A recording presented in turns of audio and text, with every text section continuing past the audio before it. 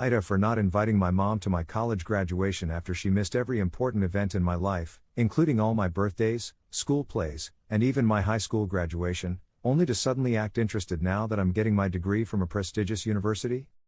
I, 22F, am about to graduate from an Ivy League university with a double major in computer science and economics.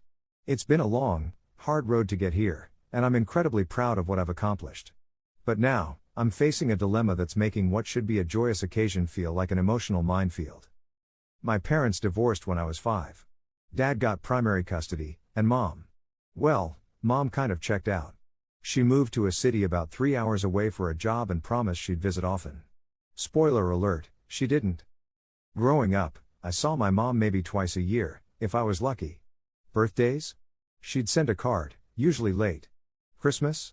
She'd show up for a few hours, give me a gift that showed she didn't really know me, like the year she got me a soccer ball when I was heavily into chess, and then leave before dinner. School plays, parent-teacher conferences, my first science fair win? She always had an excuse. Work was busy, her car broke down, she wasn't feeling well. Dad, bless him, tried to make up for it.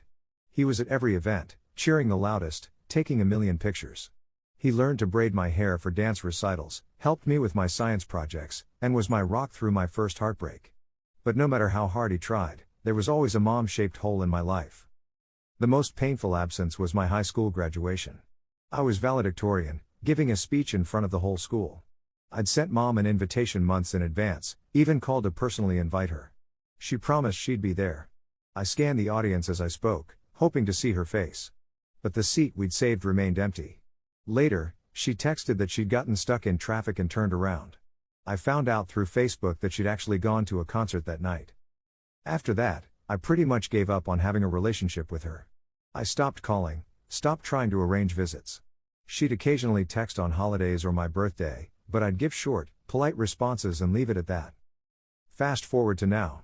I'm weeks away from graduating summa cum laude from one of the top universities in the country. I've already accepted a job offer from a major tech company with a starting salary that makes my head spin. I'm on cloud 9, feeling like all my hard work has finally paid off. Then, out of the blue, my mom calls. She's gushing about how proud she is, how she always knew I'd do great things, how she can't wait to see me walk across that stage. She talks about flying in early, taking me shopping for a graduation outfit, having a special mother-daughter dinner. I was stunned. Where was this enthusiasm when I was growing up? Where was this support when I was struggling through calculus or crying over college application essays? Why now? I asked her point blank why she suddenly cared about my graduation when she'd missed every other important event in my life. Her response? Oh honey, this is different. This is prestigious university. It's a big deal. That's when it hit me. She's not proud of me. She's proud of the prestige, of being able to say her daughter graduated from an Ivy League school. She wants to play the role of the doting mother now that there's something impressive to brag about. I told her I'd think about it and hung up. But the truth is, I don't want her there. The thought of her sitting in the audience, pretending to be a loving, supportive mom after years of neglect, makes me feel sick. I want to celebrate with the people who were actually there for me, my dad, my stepmom, who's been more of a mother to me in the last 7 years than my bio mom ever was, my siblings, and my closest friends. So, I made the decision not to invite her. I told her that I appreciated the offer, but I'd already finalized my guest list and there wasn't room for her. She exploded. She called me ungrateful, accused me of trying to punish her, and said I was robbing her of an important moment in her daughter's life. Now my phone is blowing up with messages from her side of the family. My aunt says I'm being cruel, that my mom has made mistakes but she's still my mother. My grandmother is guilt-tripping me, saying she might not have many years left and wants to see her family together. Even my half-sister, mom's daughter from her second marriage, is calling me an asshole, saying I'm breaking our mother's heart. Dad and stepmom support my decision. They say I have every right to celebrate this achievement with whoever I choose. My friends agree. But there's still this nagging doubt in the back of my mind. So, Reddit, AITA? Should I suck it up and let my mom come to keep the peace? Or am I justified in wanting to celebrate without her? Edit 1. Wow, this blew up overnight. Thank you all for your comments and support. I'm trying to read through everything, but there are a few points I want to address. 1. To those asking why I maintained any contact with my mom all these years, it's complicated.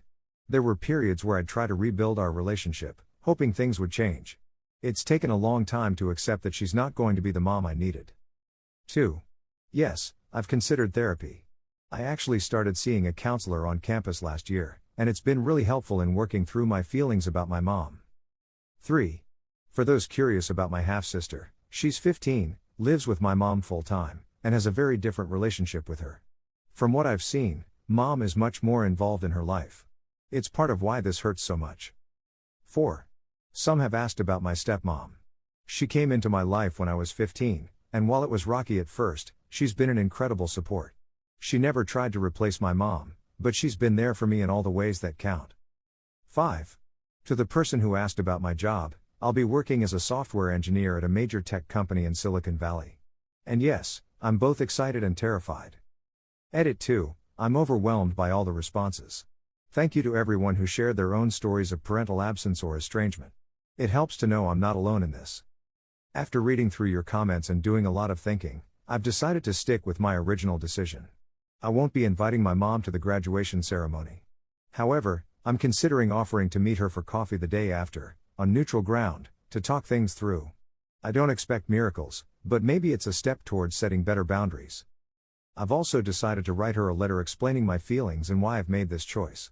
It's not to justify myself, but to clearly express things I've struggled to say out loud. Whether it changes anything or not, at least I'll know I've been honest about my feelings.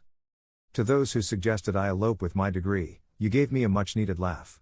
While I won't go that far, I am planning a small celebration with my dad, stepmom, and closest friends the night before the ceremony. It'll be a chance to really let loose and enjoy the moment with the people who've been my real support system. Lastly, to the fellow Ivy League grads who reached out with advice on navigating post-college life and careers, thank you so much. Your insights are invaluable, and I'd love to connect further. I'll update if anything significant happens, but for now, thank you all again. You've helped me feel more confident in my decision and less alone in this situation. Edit 3, Final Update.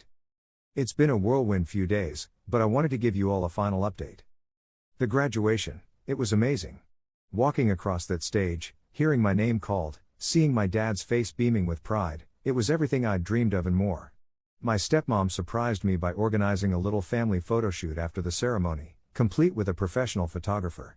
Those pictures, with the people who've truly been there for me, are something I'll treasure forever. The aftermath, as expected, my mom blew up my phone with messages during and after the ceremony.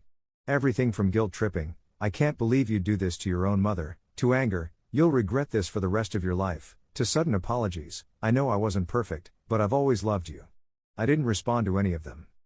The meeting, true to my word, I agreed to meet her for coffee the day after graduation. I brought my best friend along for moral support. She waited at a nearby table. The conversation was intense.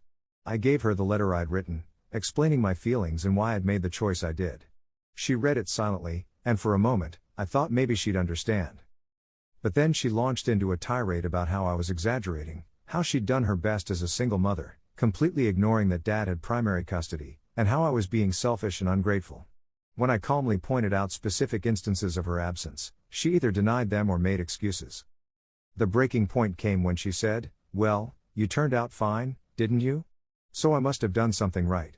That's when I realized this meeting wasn't going to change anything. I thanked her for coming, told her I needed time and space, and left. The aftermath, part 2, my mom's side of the family is still giving me grief. I've decided to take a step back from them for now, focusing on my mental health as I prepare for my big move and new job. My dad and stepmom have been incredibly supportive, reminding me that I have the right to set boundaries. Moving forward, this whole experience has been emotionally draining, but also weirdly freeing. I feel like I've finally let go of the hope that my mom will suddenly transform into the parent I needed. Instead, I'm focusing on nurturing the relationships with the people who have consistently shown up for me. I start my new job in a month, and I'm excited about this next chapter.